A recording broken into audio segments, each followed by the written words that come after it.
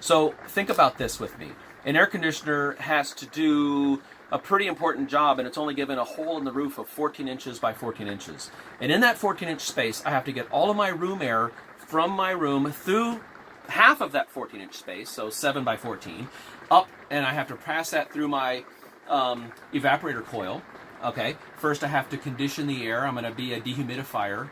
To the first step is the first thing I'm going to do, and then I'm going to pass it through my coil, and I'm going to cool the air down no more than 20 degrees. The most an air conditioner can do is about 16 to 22 degree change in temperature. So if it's 100 degree in your RV and you got your air conditioner on, it's going to suck in that 100 degree air, blow out 80 degree air.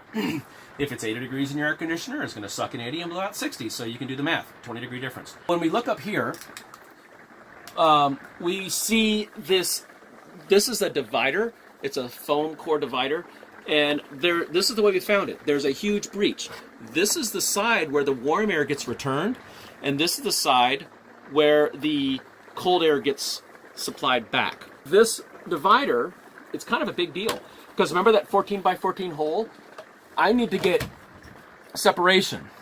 Warm air going in here, cold air coming out this side going through my ducts. See this breach right there?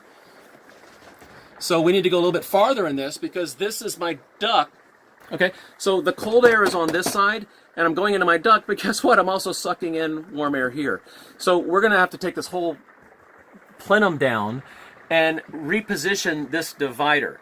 Okay, so we've taken the screws down. We're gonna pull this down, and here, this is good because now you can see everything I was talking about.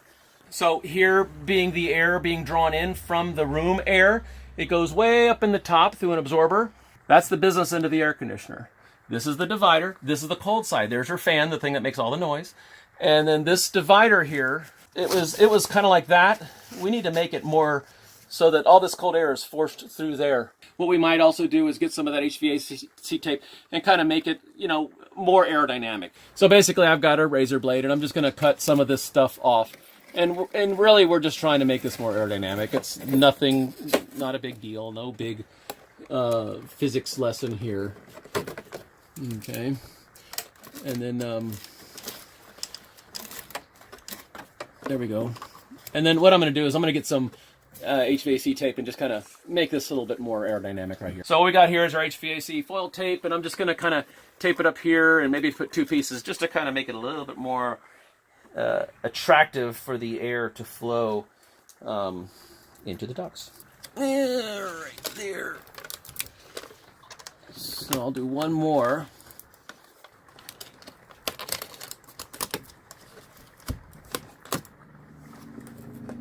Oh, I got a breach right there. I gotta fix that. If I was air that's been reconditioned and dehumidified, then I would be very happy to go inside of this duct right here. There. So see, that's pretty. We'll do the same thing to the other side. There is all taped up, so it's nice and aerodynamic. So now, what we need to do is, this is the divider. This would be the ceiling plenum.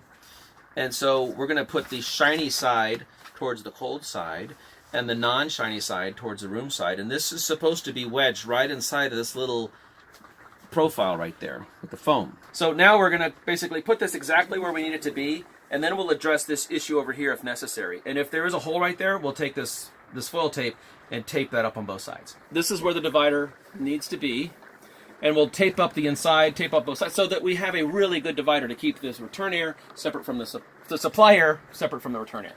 Okay, so what we've done now is we've taped up the inside, the outside, the whole thing, so that the air will kind of respect that divider a little bit better. Okay, so now that we've got the ceiling plenum on, and let's compare what we did to begin.